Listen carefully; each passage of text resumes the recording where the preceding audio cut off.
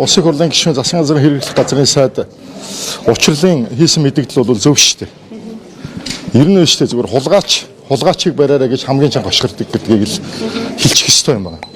Монгол улс даяар тойроод л байгалийн баялагийг ард түмэнд өгөх ёстой гэж яриад байгаа энэ хүн өөрөө тэр төгөргөн нуурын орд гэдэг стратегийн ордуудын одоо 39 орд байдаг.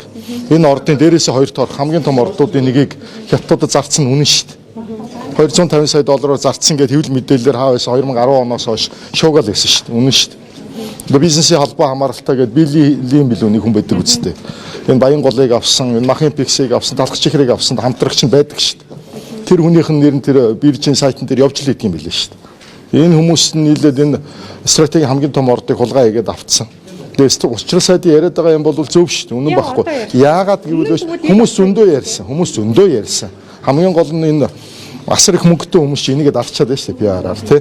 Ер нь бол шүү дээ. Стратегийн ордуудын байгалийн баялагын үр өгөөжийг ард түмэнд өгье гэж байгаа бол бүгднгийн их хурл зэрэг оруулж ирэх хэрэгтэй. Бүгднгийн цогт нь ярих хэрэгтэй. Бүгдэнд нь нэг зарчмаар хандах хэрэгтэй.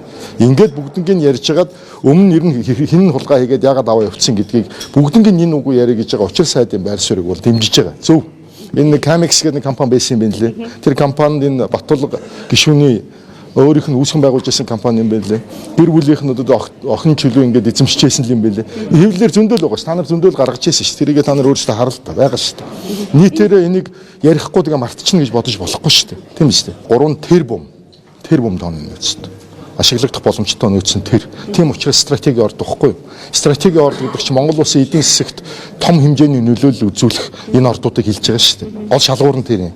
Монгол улсын эдийн засагт том хэмжээний нөлөөлөл үзүүлэх энэ ордыг одоо офшор дансны компани, офшор одоо бүсд байдаг компаниудаар дамжуулаад хулгай хийгээд аваа явуулсан зарцсан юм л асуудал байна. Үнэхээр хулгай гэж ярих гэдэг бол энэ ч гэсэн хулгай. Тийм биз? Үнэхээр бизнесийн зарчмаараа явуулсан бол бизнесийн зарчмаараа явуулсан гэдгийг тогтоо. Тэгээд одоо бүгднгийн нэг жигд оруулж ирээд ярья гэж байгаа учир сайдын байр суурь зөвөө л гэсэн үг. Би бол ийм л байр суурьтай байгаа. Эцэст нь дахиад хэлий хулгайчийг бариараа гэж хамгийн чанга ашигладаг шүү.